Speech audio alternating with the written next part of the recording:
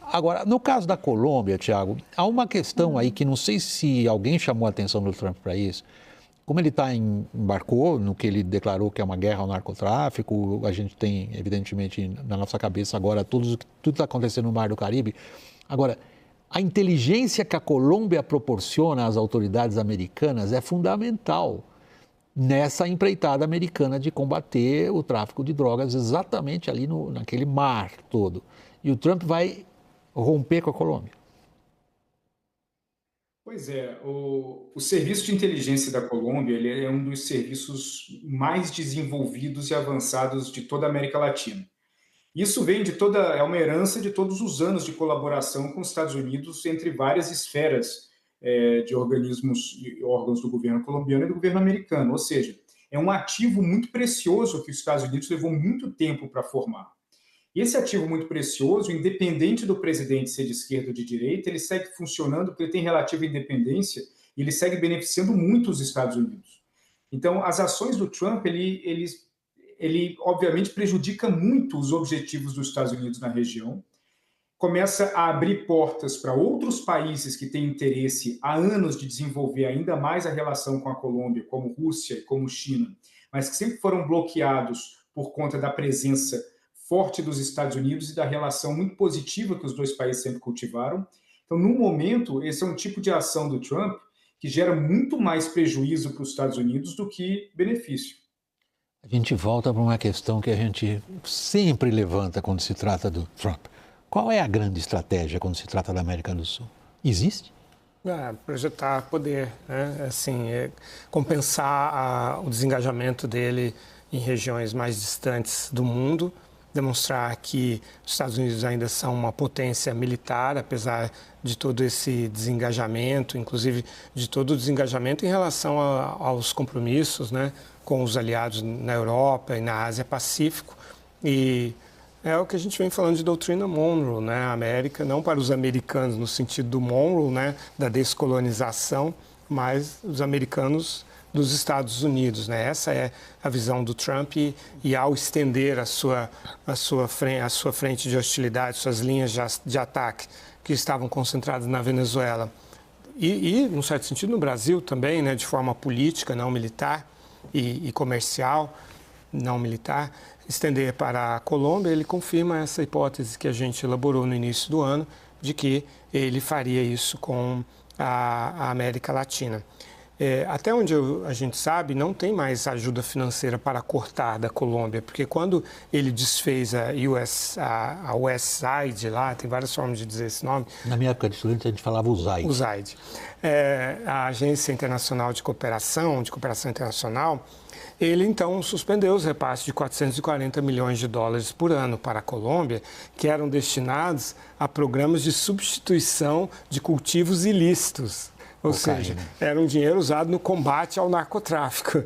E aí, agora, eu posso ouvir o Trump respondendo o seguinte: vem cá, toda essa cooperação de inteligência não adiantou nada, porque a Colômbia continua sendo o maior produtor mundial de cocaína. Então, olhando assim, em termos técnicos, assim, de fato, agora sim ele olhou para o alvo certo. Se ele quer combater um país que é um grande produtor de drogas, a Venezuela não é esse país. A Venezuela não produz drogas.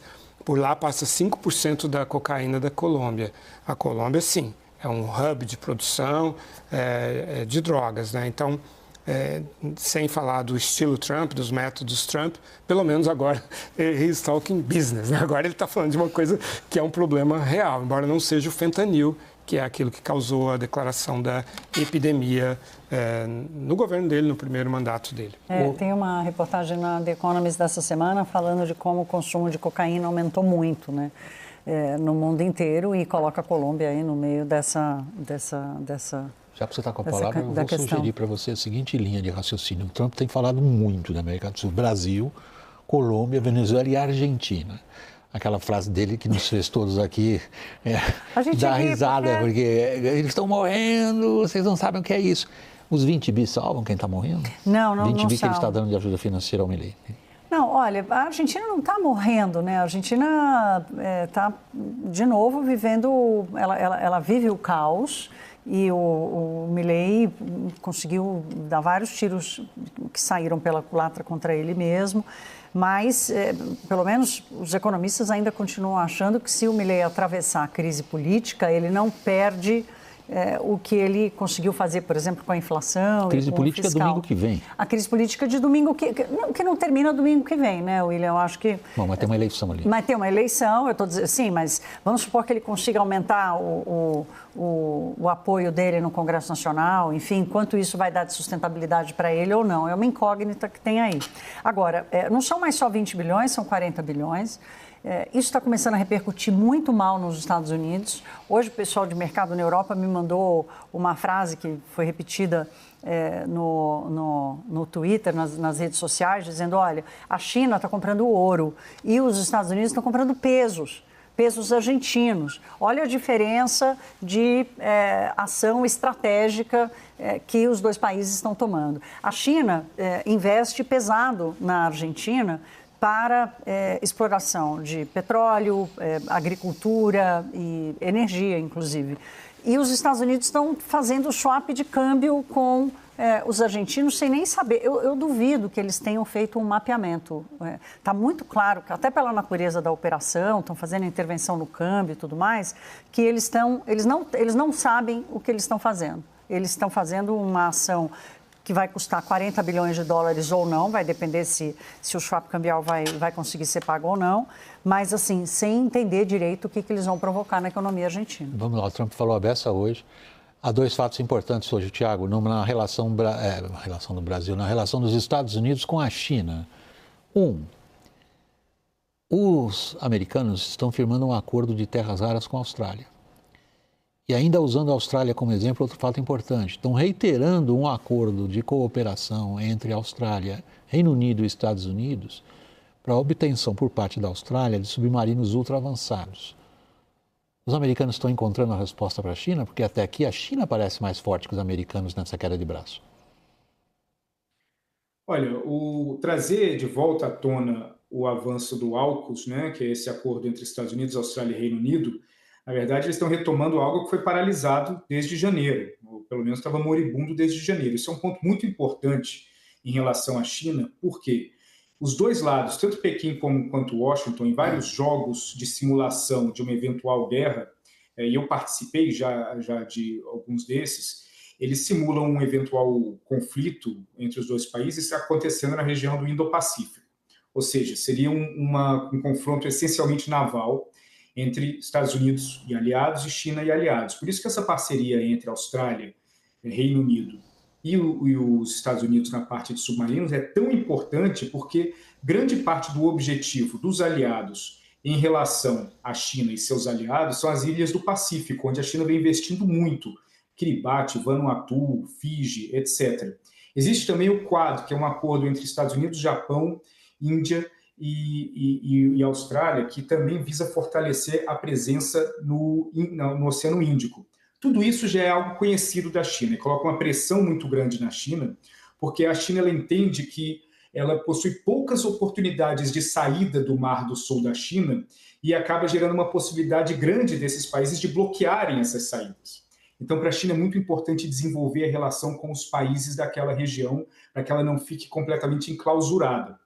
Então, tudo isso acaba, sim, colocando uma pressão na China, e a China, para manter toda a sua capacidade industrial e, consequentemente, capacidade bélica, ela precisa fortalecer a relação com os países produtores de commodities. Por isso que a América Latina é tão crítica para a China, e agora a Colômbia pode se tornar mais uma grande oportunidade para a China na região. Trump, de fato, iniciou impondo um embargo comercial à China. O tipo de tarifa que ele estava impondo equivale a um embargo comercial. Ele está recuando? Ele está recuando porque a relação entre o balanço, né, de poder tecnológico e comercial entre Estados Unidos e China mudou nas últimas semanas. A China anunciou vários progressos nos equipamentos de nanoimpressão em litografias, né, que são dominados pela ASML holandesa com patente americana. E os chineses não chegaram ao nível assim não chegaram à geração que está caminhando de 5 nanômetros para 2 nanômetros dos chips fabricados por esses equipamentos da ASML, mas eles estão diminuindo de 28 para 7, e, aliás, de 28 para 7, encontrando uma forma de potencializar o 28 para ir mais rapidamente para o 7. Então, isso representa, em termos de tendência, algo alarmante para os Estados Unidos e retira a principal ferramenta de pressão que os Estados Unidos, que o Trump tinha nas negociações com a China. O Trump restringiu o acesso da China aos chips super sofisticados e a China o acesso dos Estados Unidos aos minerais raros. É por isso essa reunião apressada com o Anthony Albanese, primeiro-ministro australiano, para um anúncio que a gente sabe que vai ter efeito daqui a muitos anos, até explorar essas terras raras e até refinar.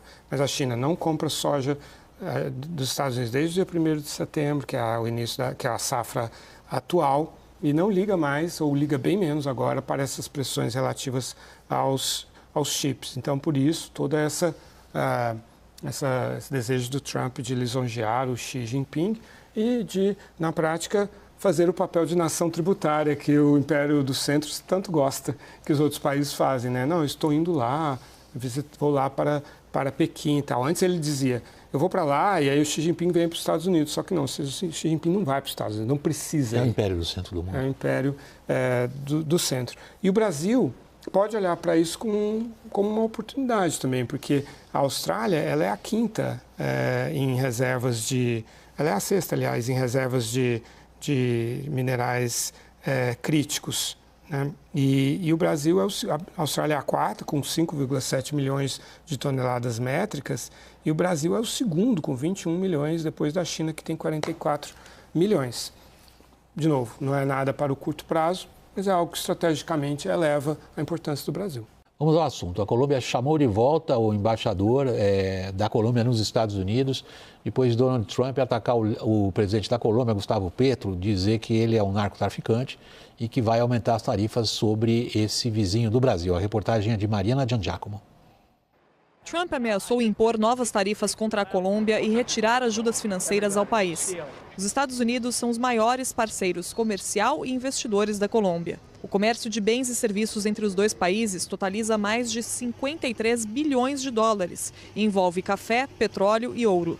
Trump também chamou o presidente da Colômbia, Gustavo Petro, de líder do tráfico de drogas que incentiva a produção em campos por todo o país. E disse que ele precisa fechar esses campos ou então os Estados Unidos farão isso. Como resposta, Petro chamou o republicano de grosseiro e ignorante em relação à Colômbia, além de convocar o embaixador em Washington para consultas. Segundo o Ministério das Relações Exteriores colombiano, o diplomata já está em Bogotá, onde discute possíveis abordagens com Petro. Sem citar diretamente o caso, o presidente Lula defendeu a independência da América Latina enquanto articula o encontro com Trump. Somos um continente livre de armas, de destruição em massa, sem conflitos étnicos ou religiosos.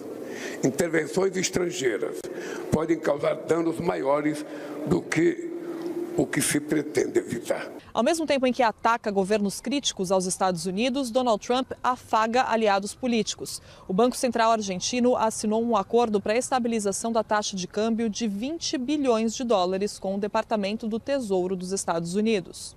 O acordo chega 6 dias antes de uma eleição legislativa na Argentina crucial para o governo Javier Milei, em que metade da Câmara dos Deputados e 1/3 do Senado serão renovados. Trump diz que sem o auxílio americano, a Argentina teria dificuldades para sobreviver. Nothing's benefiting Argentina. They're fighting for their life. You understand what that means?